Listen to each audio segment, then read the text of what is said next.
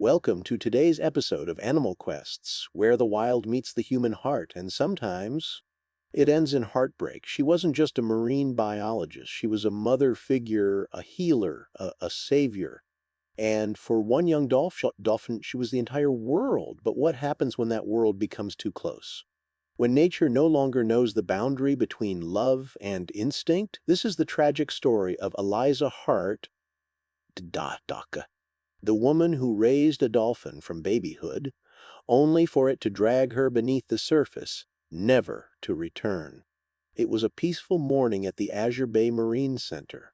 The sun glimmered on the water, casting diamonds across the surface. Seagulls called faintly in the distance. The world felt still, serene, as if nothing could shatter its calm. And then a scream pierced the air. A woman's voice, desperate, echoing across the facility. Staff froze, their hearts pounding.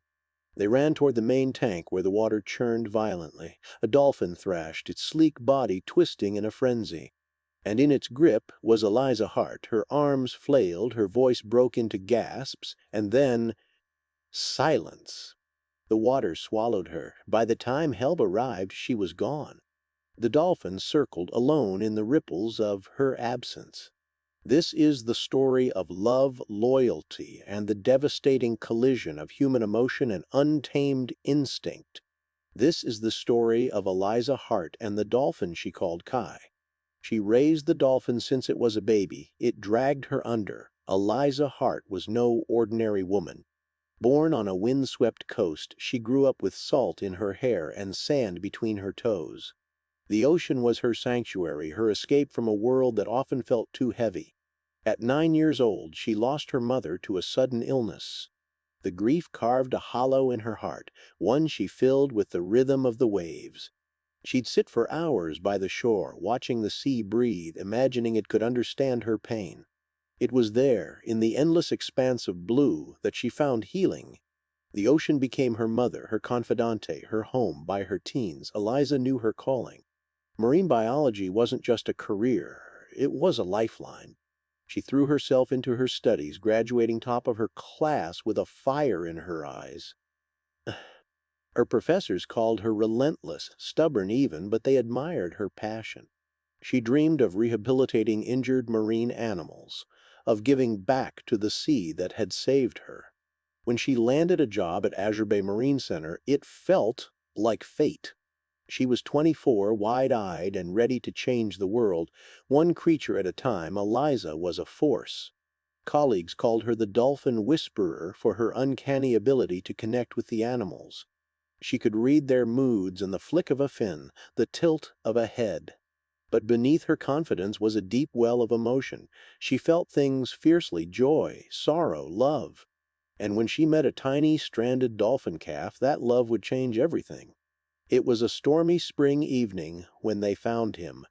A baby dolphin, no more than a few weeks old, washed ashore, his fragile body tangled in plastic and seaweed. He was barely breathing, his eyes clouded with exhaustion. The team at Azure Bay thought he wouldn't make it. But Eliza wouldn't give up. She knelt beside him, her hands trembling as she cut away the debris. "You're going to be okay," she whispered, as if he could understand. She named him Kai, Hawaiian for sea, a name that felt like a promise. For weeks, Eliza barely slept. She bottle-fed Kai every few hours, cradling his small body in the shallow rehabilitation pool. She sang to him soft lullabies her mother once sang to her. Slowly, miraculously, Kai began to thrive. His eyes brightened, his chirps grew stronger. He'd nudge her hand, seeking her touch, and she'd laugh, her heart swelling. To Eliza, Kai wasn't just a dolphin, he was her child, her purpose. Their bond grew deeper than anyone could have predicted. Kai began to mimic her movements, tilting his head when she did, splashing when she clapped. Visitors to the center were mesmerized. Clips of Eliza and Kai went viral online, her laughing as he spun in playful circles, her diving beside him in perfect sync. The world saw a fairy tale, the woman and her dolphin, bound by love. But beneath the surface, something else was stirring, something no one, not even Eliza, fully understood. Um, The first signs of trouble were subtle. Kai was growing fast, stronger, more powerful. He was no longer the helpless calf Eliza had nursed back to health. Staff began to notice his behavior changing. He snapped at trainers who weren't Eliza, his click sharp and agitated. When a male volunteer got too close during a feeding, Kai bit him, leaving a deep gash. Another day, when Eliza left for a meeting, Kai rammed the tank's glass wall, cracking it. The staff whispered among themselves Kai was too attached, too possessive. Eliza brushed off their concerns. He's just intelligent, she'd say, her voice firm. He's loyal, he trusts me. But her colleagues saw something she couldn't or couldn't.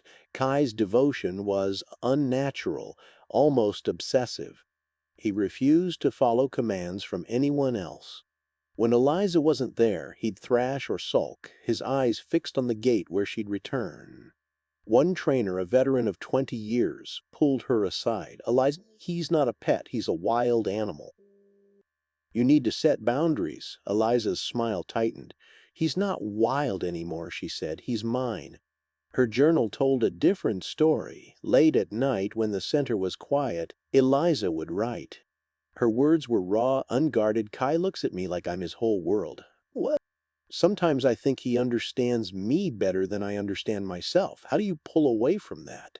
How do you let go of someone who needs you? She poured her heart into those pages, her loneliness spilling out.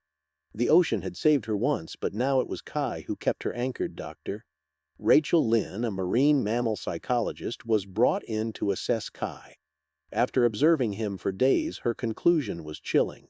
Kai doesn't know he's a dolphin anymore, she told the staff. He's imprinted on Eliza, not as a mother, but as part of his pod, maybe even as a mate. In the wild, dolphins form tight-knit groups, their bonds forged through instinct. But Kai had no pod. He had only Eliza, and in his mind she was his everything, Doctor. Lynn urged Eliza to distance herself. You're confusing him, she said. He's a dolphin, not a human. He doesn't understand your emotions the way you think he does. Eliza listened, her face unreadable, but her response was clear. Kai needs me, she said. I can't abandon him. Her journal entries grew more intense. They want me to pull away, to treat him like just another animal. But he's not. He's Kai. How do you turn your back on someone who only has you? By now, Kai was an adult dolphin, nearly 10 feet long and powerful enough to crush bone. He obeyed no one but Eliza, and even with her he was growing unpredictable. He'd snap at her if she turned away too quickly or circle her aggressively in the tank. The staff begged her to stop swimming with him. She refused. He'd never hurt me, she insisted. But her eyes betrayed her fear. One night, a security guard caught her sleeping by Kai's tank, her hand pressed against the glass.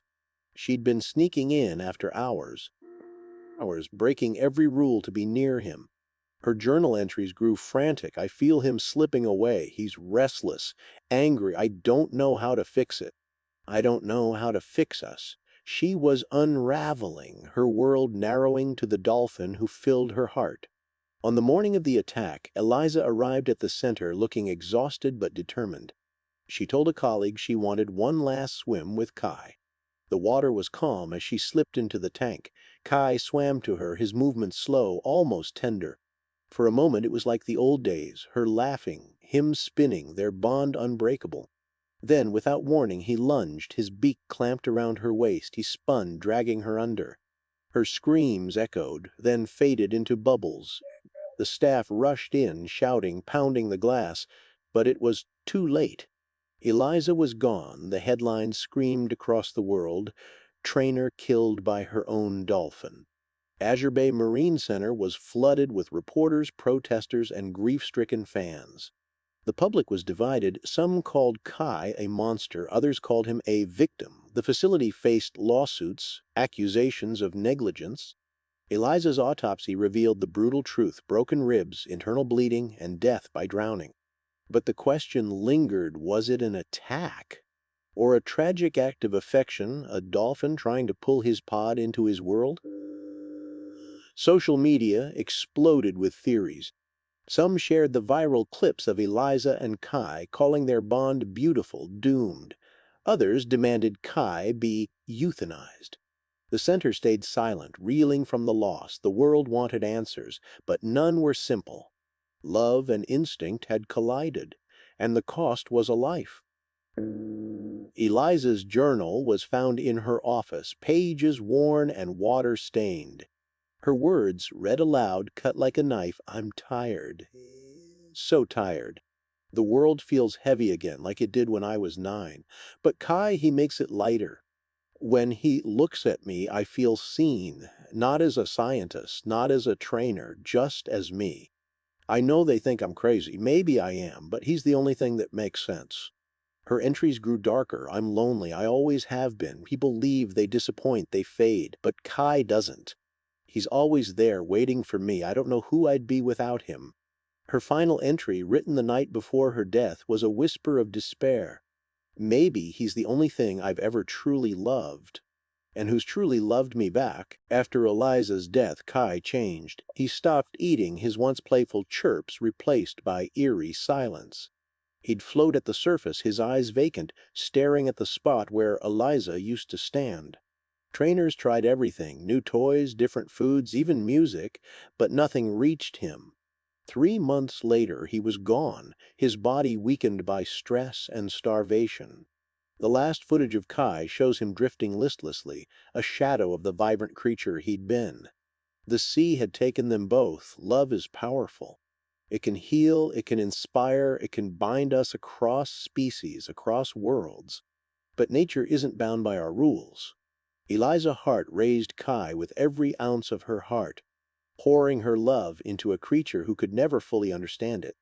And Kai, in his own way, loved her back, not with human emotion, but with the raw, unyielding instinct of a dolphin. She raised him with love. He dragged her with instinct. In the ocean, there are no villains, only instincts and consequences. Eliza and Kai's story reminds us of the beauty and danger of crossing the line between human and wild. Their love was real. Their tragedy was inevitable. As we fade to black, picture them in the early days. Eliza laughing, Kai spinning, the water alive with their joy. Hold that image, then let it go like waves slipping back into the sea. Love is a tide, beautiful, relentless, and sometimes deadly. Eliza Hart learned that truth in the hardest way. She gave her heart to the sea, and the sea, in its wild, unyielding way, claimed her. Kai was no villain. He was a dolphin, bound by instinct, unable to comprehend the human heart that loved him so fiercely.